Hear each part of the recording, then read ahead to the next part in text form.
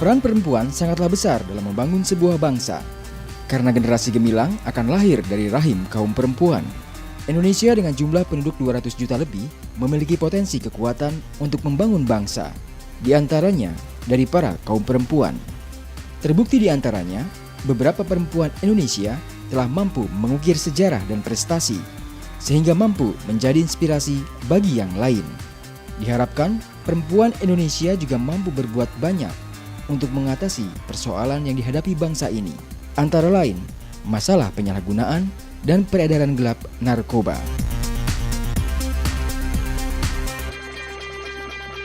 Apa kabar pemirsa hari ini? Kembali saya Indastiani menjumpai Anda dalam program Indonesia Bergegas. Bersama kita cegah dan berantas penyalahgunaan dan peredaran gelap narkoba. Pemirsa, perempuan dalam kehidupan berbangsa dan bernegara memiliki pengaruh yang sangat kuat. Di balik kelembutannya, seorang perempuan memiliki kekuatan yang luar biasa. Namun ada kalanya dengan berbagai kondisi yang dialami, kaum perempuan justru menjadi kaum yang sangat lemah dan sangat rentan terhadap ancaman bahaya narkoba. Hal ini mengundang keprihatinan Ibu Linda Amalia Sari sebagai salah satu tokoh perempuan Indonesia, sekaligus sebagai Menteri Pemberdayaan Perempuan dan Perlindungan Anak. Lalu bagaimanakah upaya beliau dalam membebaskan perempuan Indonesia dari jeratan narkoba? Berikut kita saksikan liputannya.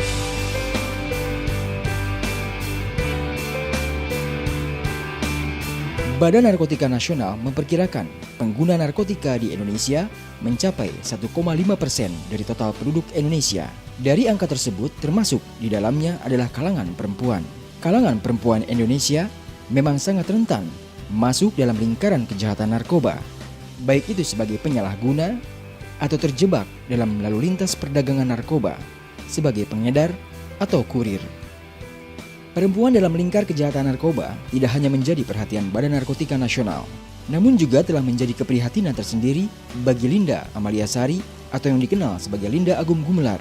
Linda Amalia sebagai salah satu tokoh perempuan Indonesia memiliki harapan dan agenda dalam membebaskan perempuan Indonesia dari jeratan kejahatan narkoba melalui kementerian yang dipimpinnya, Kementerian Pemberdayaan Perempuan dan Perlindungan Anak.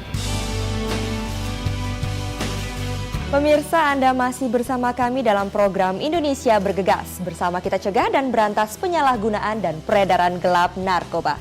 Dan pemirsa, sekarang saya sedang bersama dengan Ibu Linda Amalia Sari, Menteri Pemberdayaan Perempuan dan Perlindungan Anak. Di mana kementerian yang Ibu Linda pimpin ini menjadi salah satu bagian penting dalam upaya pencegahan dan pemberantasan bahaya narkoba. Langsung saja kita berbincang-bincang dengan Ibu Linda Amalia Sari. Halo Ibu, apa kabar? Baik, sehat, apa kabar Mbak? Baik, selalu Ibu. Saya ingin bertanya nih, perempuan Indonesia ini berpotensi memiliki kekuatan dalam masyarakat untuk mencegah bahaya narkoba. Nah, bagaimana pendapat Ibu Linda sendiri? Kan populasi penduduk Indonesia 49,9% ya, itu adalah perempuan. Dan ini kalau diberdayakan, tentu menjadi satu potensi yang sangat kuat di dalam proses pembangunan. Tentu juga di dalam proses bagaimana kita mencegah menyebar luasnya masalah penggunaan narkoba ini di tengah-tengah masyarakat. Apalagi perempuan adalah kan kepala di dalam satu rumah tangga, dia yang mendidik anak-anak, kemudian dia juga yang mempunyai pengaruh sangat besar mempengaruhi lingkungan ya. Jadi kalau seorang ibu atau seorang perempuan itu diberikan keterampilan ataupun diberikan advokasi yang baik, saya kira ini akan memberikan satu hasil bagi banyak orang, terutama di dalam ketahanan keluarganya, khususnya di dalam masalah penanganan penyalahgunaan penggunaan narkoba. Iya, benar sekali. Dan apakah Ibu setuju perempuan Indonesia ini rentan sekali terjerumus bahaya narkoba? Iya, saya sangat setuju, yaitu karena pertama karena faktor kemiskinannya, sehingga kadang-kadang dia terjebak di dalam hal yang dia sebetulnya tidak paham, karena mungkin kurang informasi dan tidak tahu bahaya dari dia digunakan sebagai alat ya untuk pengedaran narkoba misalnya seperti itu. Jadi sangat rentan sekali bagi perempuan dan anak, dan untuk mereka inilah yang sebetulnya paling penting didahulukan dalam upaya-upaya penanganan penggunaan narkoba secara tidak betul. Oke, dan menurut pandangan Ibu sendiri, faktor utama ya Bu ya, perempuan Indonesia ini terjerumus bahaya narkoba selain kemiskinan tadi Bu? Ya. Yang tadi kemiskinan, mungkin juga kurang akses ya. Terus juga kadang-kadang perempuan di banyak keluarga ataupun dimanapun dia berada, dia tidak mempunyai kesempatan untuk pengambil keputusan. Iya. Sehingga dia terbawa kemana-mana, tidak percaya diri karena nggak punya self empowerment ya. Dia tidak bisa mengambil keputusan, dia hanya mengikuti saja apa yang diminta atau diiming-iming oleh seseorang gitu ya. Iya. Yang itu jadi itulah makanya penting adanya pemberdayaan perempuan, dan pentingnya perempuan itu confidence ya, percaya diri dengan diisi dengan kemampuan-kemampuan dalam dirinya. Iya. Lalu apa Bu kira-kira yang perempuan Indonesia harus lakukan? Yang pertama tadi mungkin untuk self empowerment tadi, membangun kepercayaan diri. Tapi membangun kepercayaan diri ini kan bukan dia cari-cari sendiri. Dia pertama harus tahu dia punya kemampuan yang lebih apa. Kemudian harus dibantu oleh lingkungan dan juga masyarakat sekitarnya, dan juga diberikan kesempatan di dalam bidang pendidikan, kesehatan ya, dan pemberdayaan ekonomi. Saya kira kalau perempuan diberikan kesempatan di dalam upaya pemberdayaan ekonomi keluarga, dengan sendirinya dia akan menjadi perempuan yang cepat dalam mengambil keputusan, berani dalam mengambil keputusan. Dia akan juga bisa lebih melihat satu persoalan yang bermacam-macam itu yang paling tepat yang mana ya, dan juga bisa membantu ekonomi keluarga sehingga tidak terjerumus ke dalam hal-hal yang seperti kita tidak harapkan itu ya. Benar sekali Bu Linda, juga sebagai Menteri Pemberdayaan Perempuan dan juga Perlindungan Anak.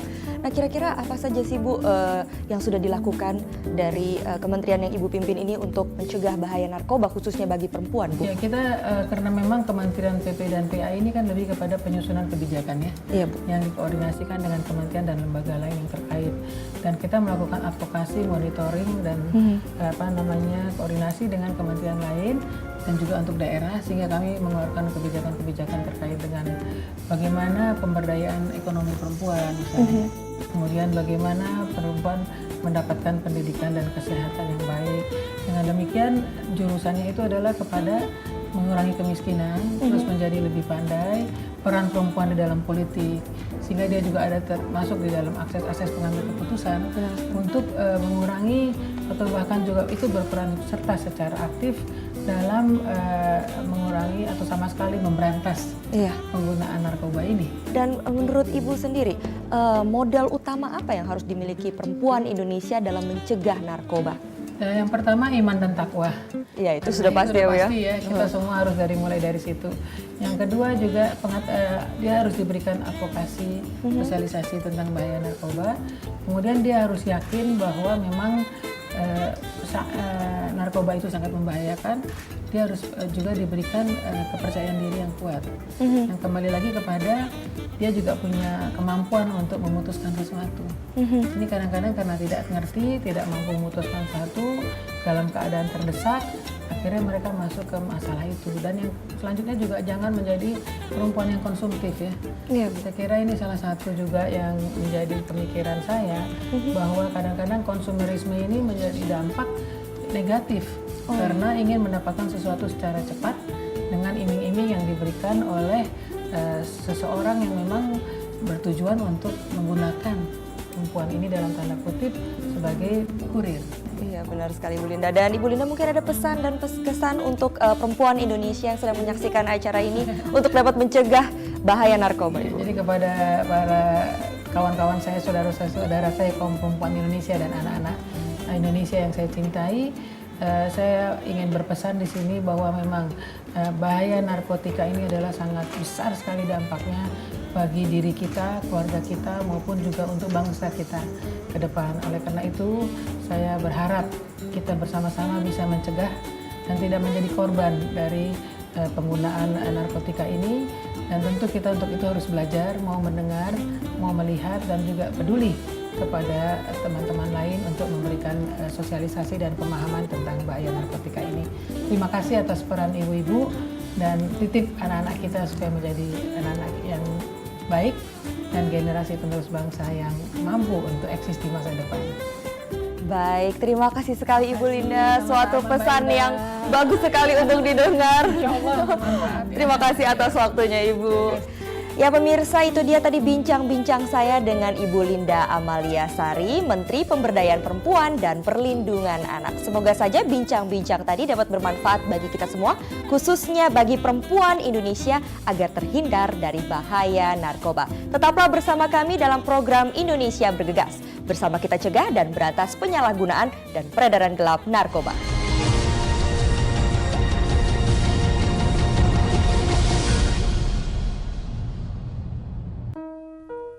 Bermula dari coba-coba, kau terperangkap kenikmatan semu yang membelenggu. Tiba-tiba semua hilang. Kenikmatan berubah menjadi petaka.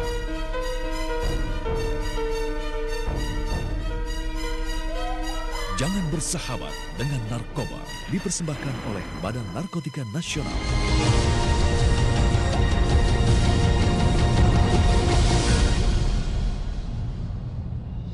Anda masih bersama saya Indah Setiani dalam program Indonesia Bergegas. Bersama kita cegah dan berantas penyalahgunaan dan peredaran gelap narkoba. Pemirsa, emansipasi wanita telah membuat kedudukan wanita dan pria menjadi sejajar di berbagai bidang. Tentunya tanpa harus meninggalkan kodratnya sebagai wanita. Hal ini terbukti dengan semakin banyaknya wanita-wanita Indonesia yang mampu mengukir sejarah dan prestasi dan menjadi inspirasi bagi wanita-wanita Indonesia yang lain.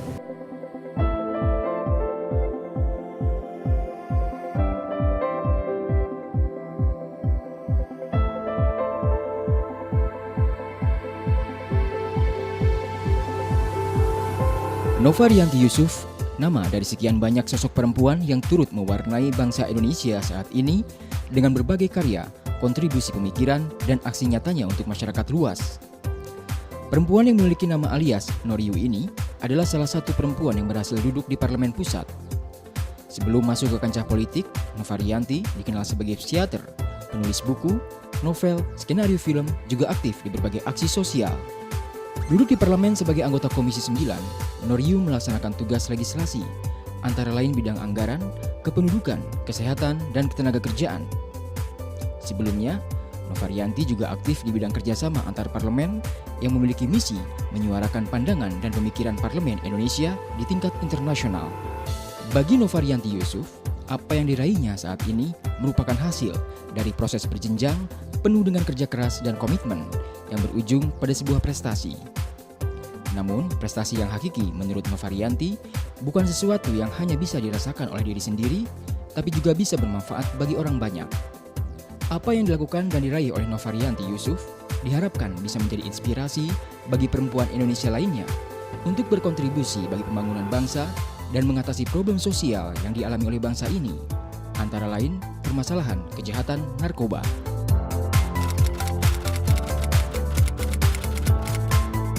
Perempuan Indonesia gitu ya. Sebenarnya sudah terjadi seperti itu. Jadi tidak hanya di dunia politik misalnya.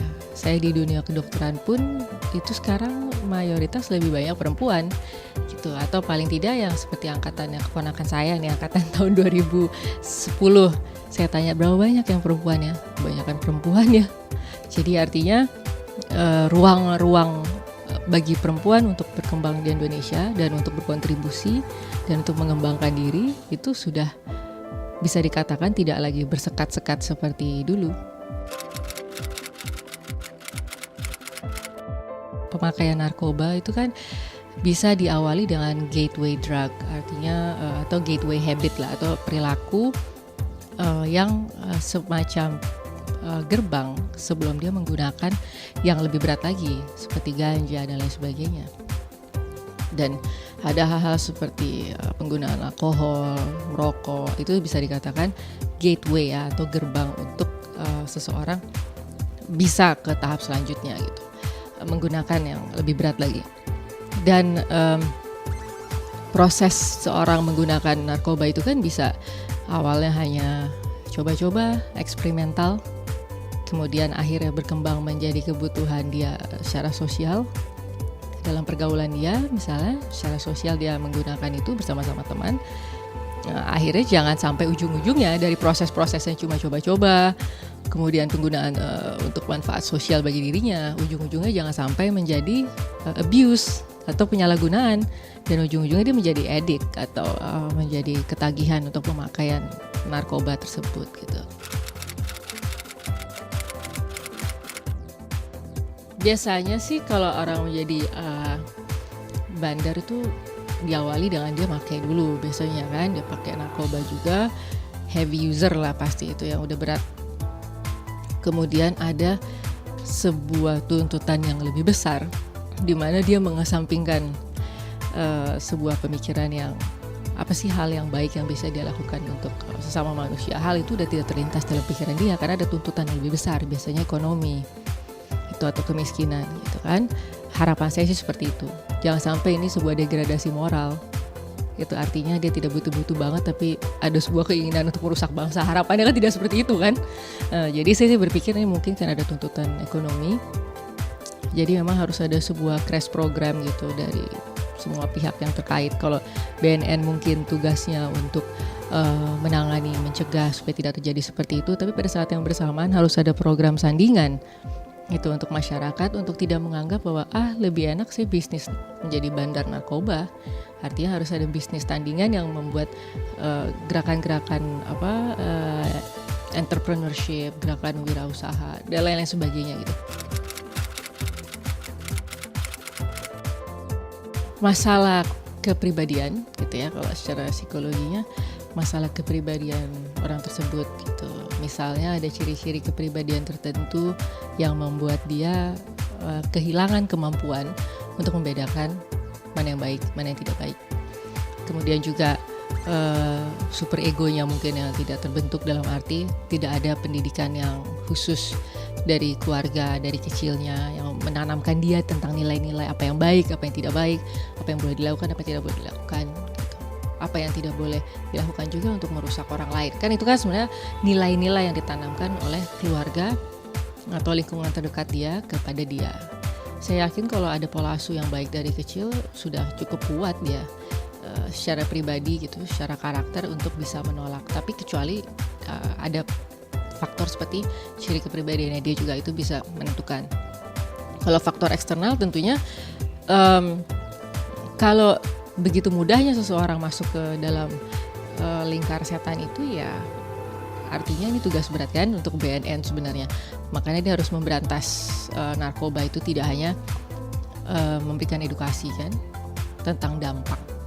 Kalau dia sudah paham tentang dampak dari pemakaian narkoba, otomatis ada sebuah filter dalam dirinya gitu. Saya tidak mau pakai itu, saya tidak mau kena dampak itu. Perempuan mempunyai peran yang sekarang, apalagi perempuan banyak yang multitasking ya, di rumah berperan, dia berkarir juga. Nah, kalau misalnya sebagai ibu rumah tangga, otomatis dari proses penanaman nilai-nilai kepada anak gitu. Nah, ini bisa menjadi sebuah filter agar kedepannya anak-anak itu tidak mudah terjerumus ke dalam lingkungan yang tidak sehat gitu, artinya yang menggunakan narkoba. Kalau peran-peran di luar, banyak sekarang kita ngelihat perempuan-perempuan yang melakukan aksi-aksi sosial lewat LSM gitu. Dan ini kan semuanya bisa juga, misalnya salah satu LSM itu kan untuk membantu perempuan yang kita tahu menggunakan narkoba. Dan biasanya kalau kita sudah merasakan kenikmatan dari peran kita sebagai perempuan, artinya kita sudah bisa melakukan hal-hal yang kira-kira kita rasakan bermanfaat baik bagi diri kita sendiri, seperti achievement itu tadi. Tidak ada ruang untuk narkoba bisa memberikan sebuah kenikmatan buat perempuan. Kan orang pasti pakai narkoba, pasti prosesnya tetap diawali dengan experimental use. Jadi kalau seseorang sudah merasa fulfilled gitu, atau sudah merasa terpenuhi gitu apa yang ingin dia lakukan dalam hidupnya, pasti tidak ada ruang untuk narkoba itu.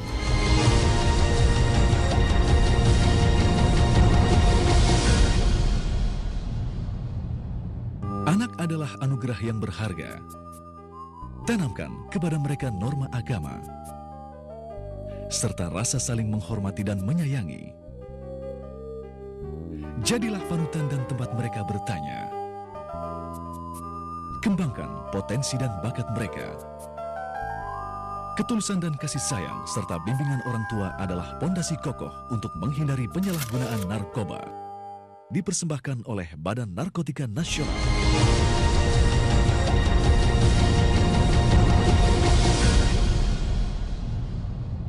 Anda masih bersama saya Indah Setiani dalam program Indonesia Bergegas. Bersama kita cegah dan berantas penyalahgunaan dan peredaran gelap narkoba.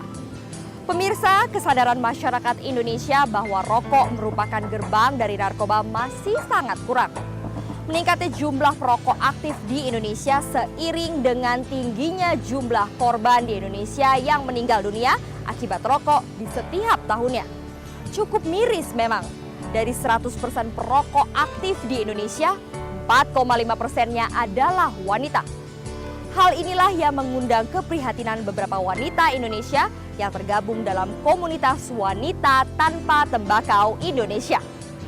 Bagaimanakah perjuangan komunitas ini dalam membebaskan wanita Indonesia dan seluruh masyarakat Indonesia dari bahaya narkoba?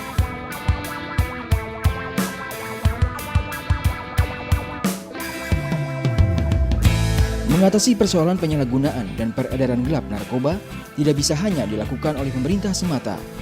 Badan Narkotika Nasional sebagai lembaga focal point pemerintah sesuai amanat undang-undang perlu didukung oleh segenap lapisan masyarakat termasuk perempuan.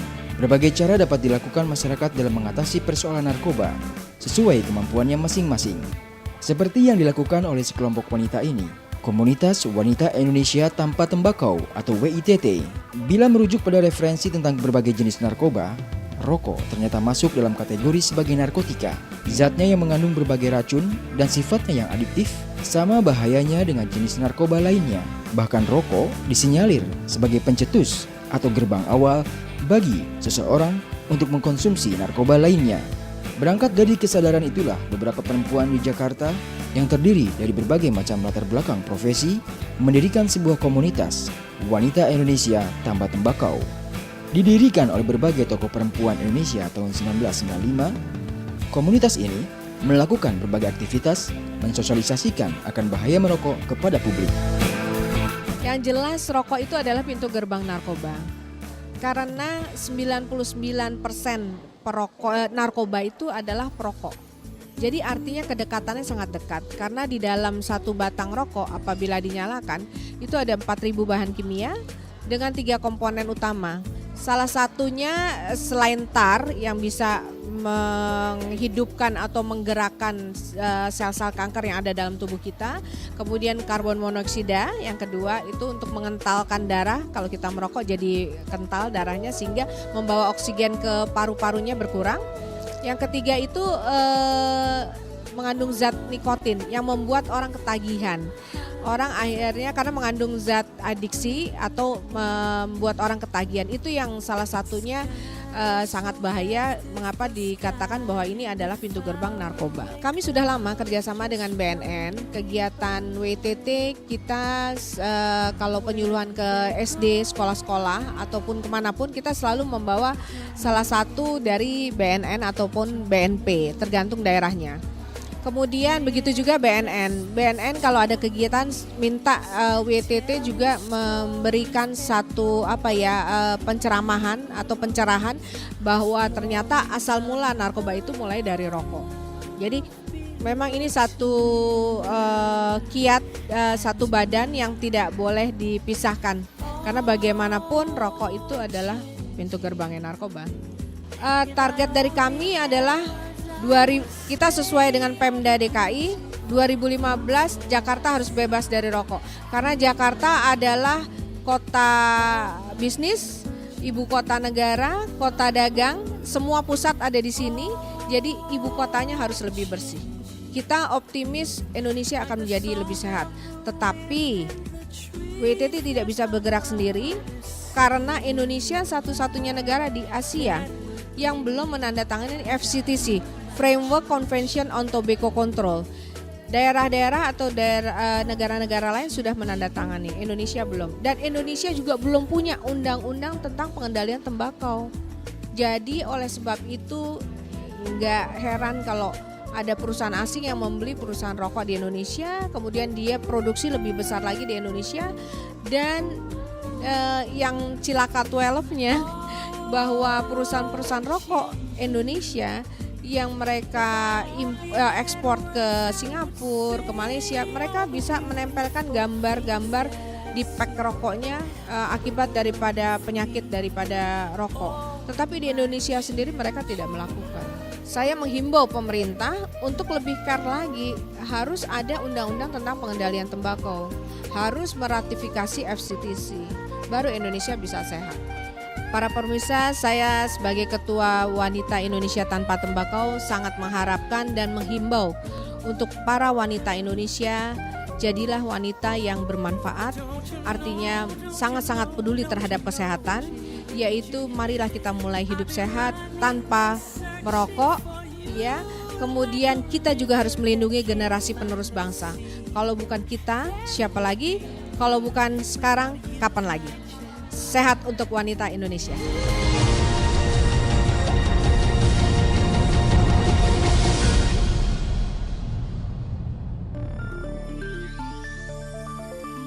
Hidup ini adalah perjuangan untuk menjadi yang terbaik. Pengorbanan dan kerja keras adalah perjuangan untuk meraih cita-cita dan prestasi. Karena keberhasilan tidak diperoleh begitu saja. Jangan ragu untuk mengambil keputusan yang benar. Bersama kita melawan narkoba. Dipersembahkan oleh Badan Narkotika Nasional.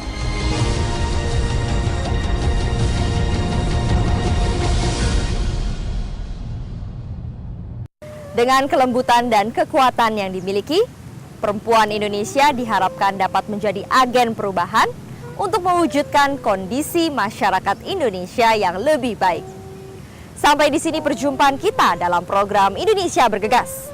Bersama kita cegah dan berantas penyalahgunaan dan peredaran gelap narkoba.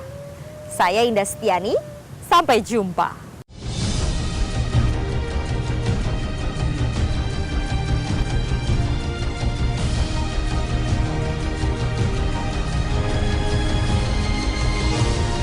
Dipersembahkan oleh Badan Narkotika Nasional.